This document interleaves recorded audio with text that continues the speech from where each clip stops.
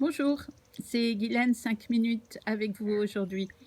Je vais vous raconter l'histoire d'une de mes clientes. Je pense qu'elle est intéressante à entendre pour beaucoup de femmes.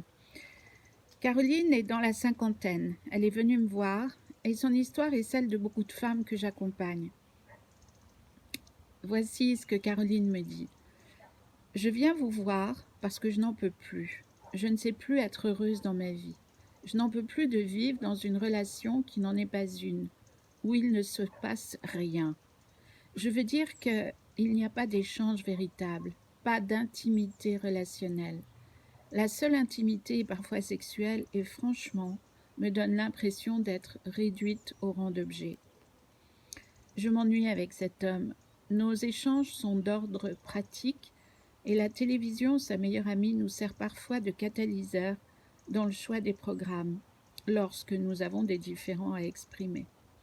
C'est comme une excuse qui nous permet de dire notre mal-être finalement, un peu comme si on n'osait pas autrement, d'une autre façon, comme si on ne se sentait pas légitime à nommer nos besoins ou peut-être à parler de nous. Peut-être peur de se dévoiler, de se sentir fragile et que l'autre en abuse. Je ne sais pas. Mais vivre coupé de l'autre et ce vide en moi, je n'en peux plus. J'ai abandonné l'espoir d'être comprise ou simplement vue comme une vraie personne. Il m'entend, mais ne m'écoute pas. Il ne me voit pas vraiment. En fait, il me regarde sans me regarder. J'ai l'impression d'être seulement une présence utile et pratique qui facilite son confort existentiel. Je fais les courses, à manger, le ménage, et puis rien. On vit côte à côte, mais pas ensemble, c'est sûr. La tendresse a toujours été la grande absente dans ma vie. J'étais jeune, je faisais avec. Je n'y pensais pas en fait, trop absorbée probablement par le quotidien. Aujourd'hui, j'ai l'impression de voir ce que je ne voyais pas avant. J'ignore pourquoi. Est-ce que je suis en train de me réveiller après tant d'années conditionnées par l'habitude? C'est vrai que je n'avais pas le temps de me poser de questions. Le travail, les enfants, la maison, j'avançais. Est-ce que la vie de couple doit se réduire à ça? Une fois que les enfants sont partis, ne pourrait-il y avoir autre chose que forcément le désintérêt de l'habitude? Un quotidien pourri où l'on se côtoie sans se voir vraiment? C'est normal ça? Ce visage devant moi tous les jours qui n'exprime rien, qui n'a rien à me dire d'autre de qu'est-ce qu'on mange? C'est normal? Est-ce que l'on ne pourrait pas reconstruire quelque chose de différent parce que nous avons le temps maintenant de prendre du temps pour nous? Est-ce que manger et dormir ensemble suffit aux hommes pour qu'ils ne se sentent pas seuls? J'ai mal dans mon corps, pourtant je ne suis pas malade. Je suis triste parfois sans raison. Enfin, en vous parlant, je me rends compte que les raisons, finalement, j'en ai plein. Je ne sais pas quoi faire de moi et de ma vie. Je voudrais me sentir bien ou mieux, mais je n'ai aucune idée pour y parvenir. J'ai oublié le rire et la joie aussi. En fait, j'ai continué de vivre ce que je vivais enfant, avec plus ou moins de froideur et d'indifférence selon les moments. Est-ce normal de remplir sa vie d'activités pour se sentir vivant? Remplir tous les trous pour ne pas ressentir le vide? Je n'ai pas appris à être heureuse, j'ai appris à obéir, me taire, pleurer en silence, faire ce que l'on attendait de moi. Je crois que ma génération de femmes a appris à être au service, et je me rends compte que j'ai accepté tout ce temps sans me poser de questions. Mais une fois grande, j'ai continué à ne rien remettre en question. L'idée ne m'est jamais venue de quelque chose de plus équilibrant pour moi, de plus juste en réalité. Je ne me suis jamais demandé comment je me sens, comment je vais. On a posé comme des œillères sur moi enfant, sur les femmes de ma génération souvent, et j'ai grandi dépossédée de moi sans le savoir. Comment devenir moi aujourd'hui? Je n'ai pas reçu le mode d'emploi. Est-ce que vous, Guylaine, vous pourriez me l'apprendre? Je ne veux plus subir les silences pour me punir ou les bouderies quand il est contrarié. Il se fait du bien en me faisant du mal, en cherchant à me rabaisser. Si je ne suis pas de son avis, il réagit comme un enfant à qui on enlève son jouet, sauf qu'il est agressif comme un jeune chien à qui on enlève sa pâtée. Je dois être soumise comme une enfant pour que son humeur reste égale.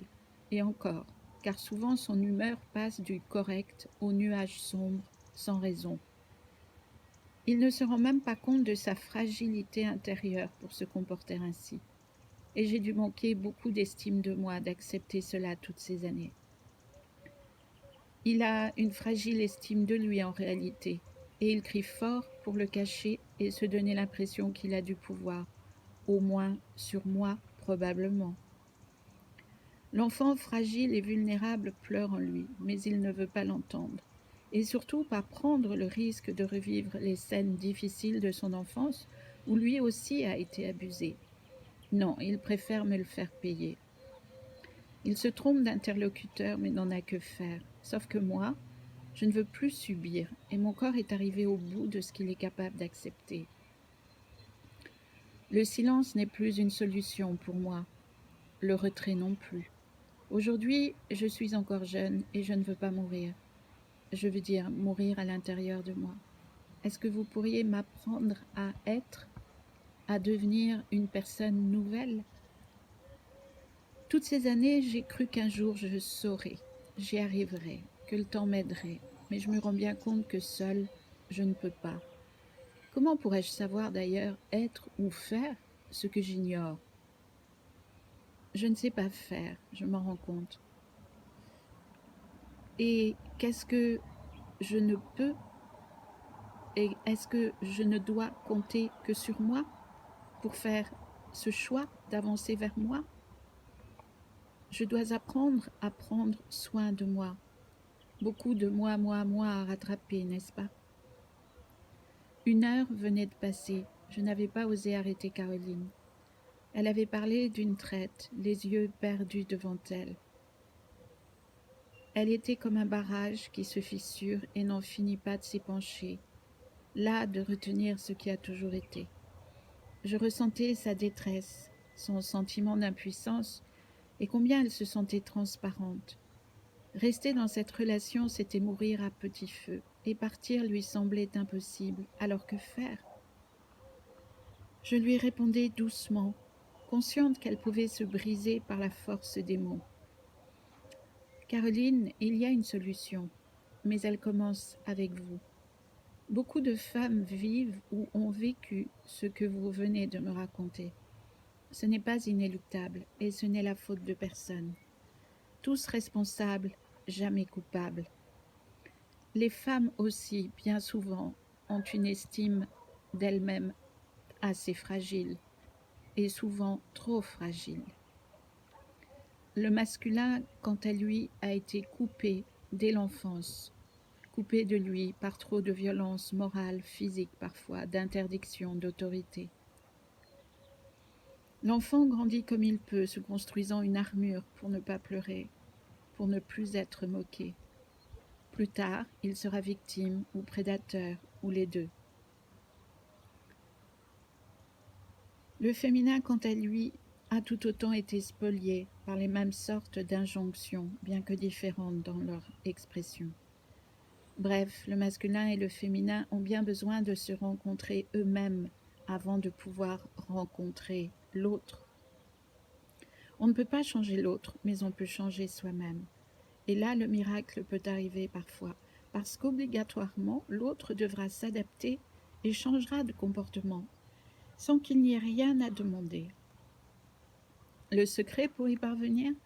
Devenir sa priorité. Un véritable défi pour la femme qui a pu croire que la gentillesse et l'obéissance résoudraient les problèmes. Le bonheur, l'estime de soi, le respect de soi, cela s'apprend. Et personne ne nous accordera ce que nous ne nous accordons pas. Lâcher l'ancien, ça s'apprend aussi. L'univers a horreur du vide, Caroline. Si vous ne prenez pas votre place, quelqu'un d'autre la prendra. mais vous, vous souffrirez. Devenir vous est votre responsabilité. Croire qu'autre chose est possible aussi, parce que ça l'est.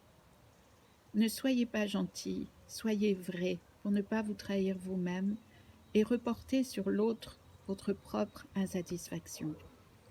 La frustration naît et grandit en nous tant que nous attendons de l'autre qu'il fasse pour nous-mêmes ce que nous ne savons pas faire.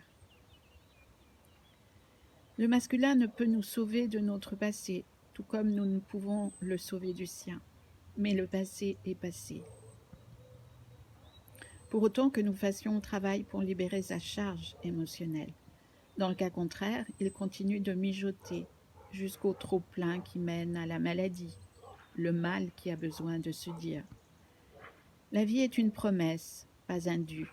À nous de faire en sorte de réaliser ce que nous souhaitons, car sans notre participation, que pourrait-il se passer de bien, d'heureux pour nous? Qui peut savoir mieux que nous de quoi nous avons besoin? Croire que l'autre a envie de le deviner est un leurre, tout comme la croyance que notre partenaire est là pour réparer notre cœur. Quand bien même il le voudrait, il ne le pourrait pas la plupart du temps, parce qu'il a, lui aussi, une histoire difficile. Prendre soin de soi est la clé, ne plus accepter le manque de respect aussi, quand bien même cela vient d'une personne qui a grandi sans modèle. Pas de jugement, Caroline, des actes, pas contre l'autre, juste pour soi. Voilà, c'est l'histoire de Caroline. Si vous aussi, vous avez besoin de vous retrouver et d'être accompagné, je vous donne rendez-vous sur mon site guilainelipski.fr. Merci, à bientôt.